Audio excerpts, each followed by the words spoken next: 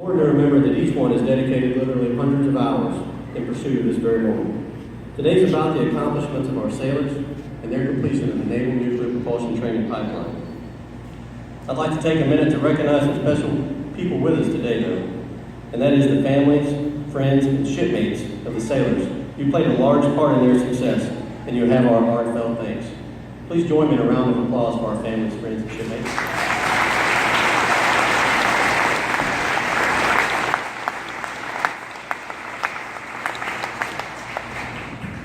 It's now my pleasure to introduce our Technical Director of NPTU Charleston, Mr. Jim Snyder. Thank you, Reed. Hey, first I would also like to welcome our the privilege of introducing Captain Tony Lau, Commanding Officer of NPTU Charleston. Tony.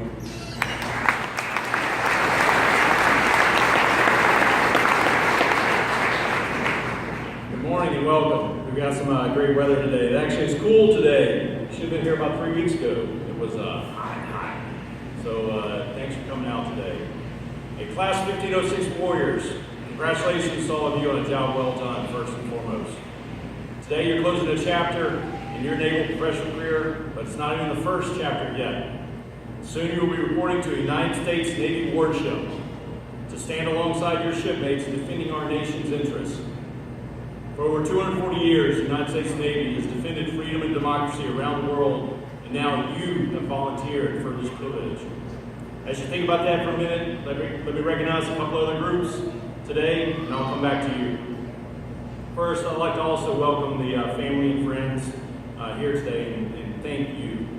Behind each and every successful sailor that we have here today, there's many people supporting them. My staff is out on the deck plates today, enabling their success, but long before today, there was the support of family and friends. Your unfailing support is extremely important in the continued success of these sailors. Thank you again for your support and also for your trust and faith in our naval profession that facilitated them serving our nation.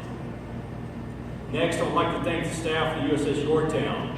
I can think of no better venue to recognize our sailors' efforts before they report to the fleet than here at Patriots Point on board a World War II warship that participated in combat action. We don't have the time and you don't want me to try and take you through the history, but I recommend you take the opportunity today and spend some time reviewing the actions this warship played in our naval profession. I also want to publicly recognize my staff. Now, if you look around, you're not going to see many of them here today.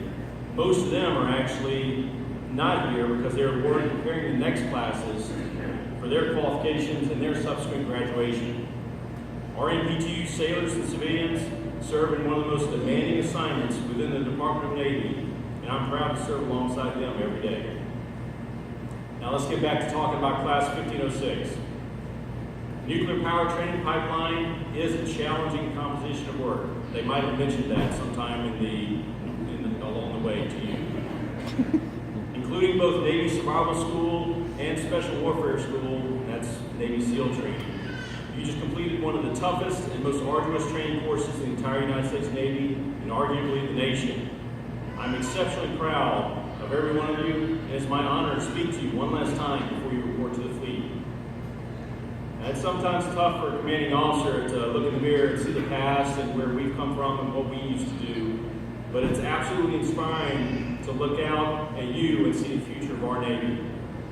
You are the future of the Navy and also our nation. And I know our fleet is anxiously awaiting your arrival. Today, as you complete your naval nuclear power training, every one of you is certified to operate and maintain a naval nuclear power plant. By graduating today, you're completing both a requirement and a mandate that Admiral Rickover, the father of our nuclear navy, made to Congress over 60 years ago when he said he would train and certify the best sailors in the world to operate the nuclear reactors on board our nuclear ships and submarines. Since then, our program has been the model of efficiency and success as we have steamed over 159 million miles on nuclear power. Now, for a little bit of perspective, that's over 6,300 times around the Earth at the equator, or, if you like space, over 330 round trips between the Earth and the Moon.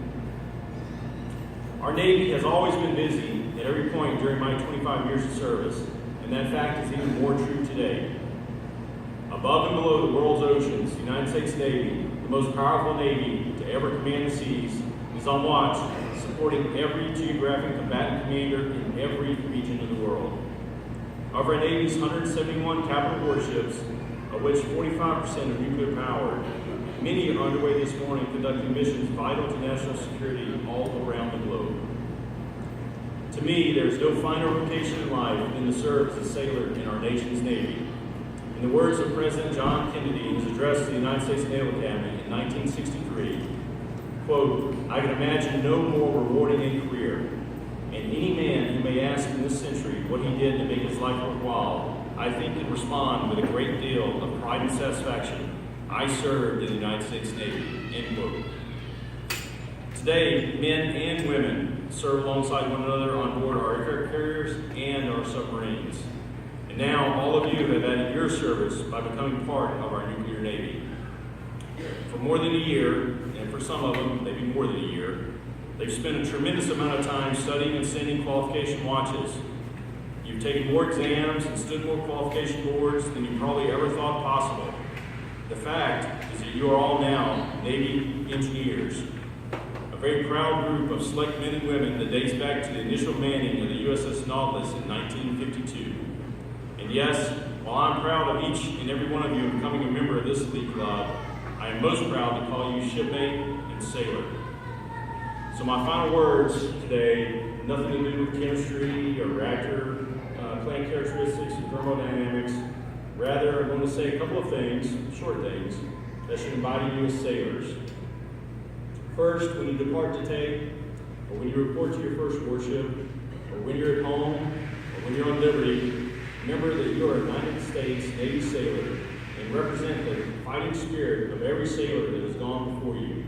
You represent yourself, your family, your squadron, your strike group, your Navy, and your nation. Stand tall and be proud of this.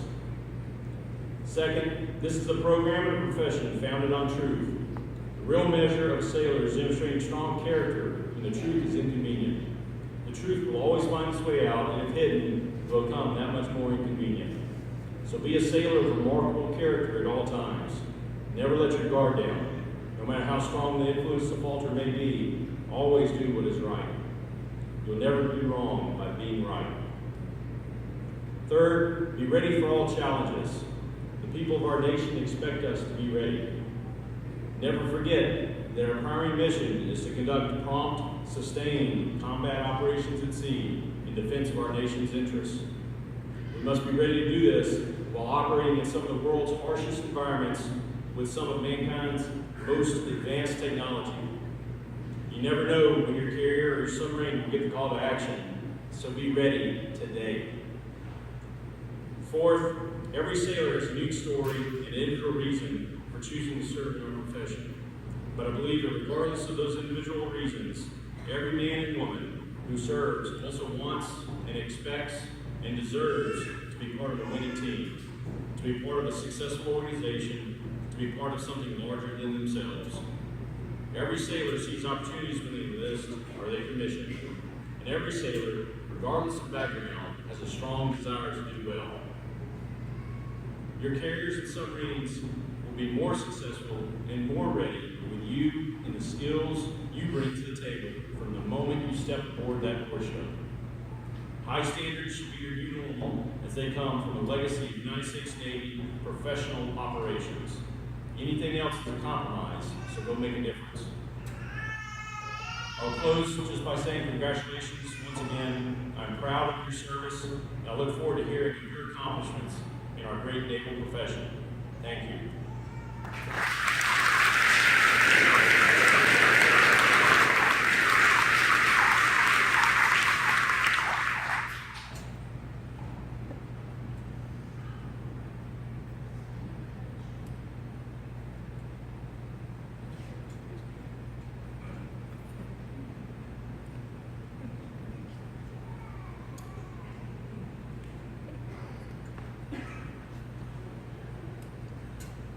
All right, so as they cross the stage, you'll notice for the first group, we're going to give them a special recognition for the Commanding Officer's Personnel Excellence Award. This award is presented to the sailor chosen from each crew who exhibited the greatest degree of professionalism. The selection criteria for this award takes into account their student effort, motivation, adaptability, personal development, and performance of duty. All right, so before we get started, another reminder. All right.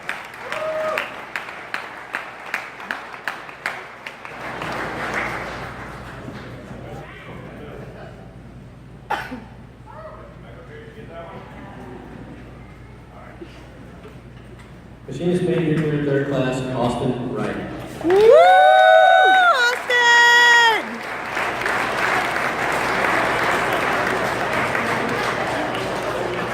Wait.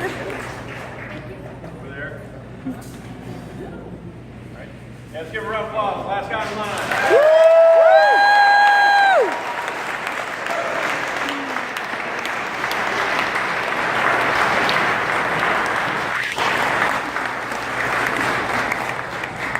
And one more round for our whole class of graduates.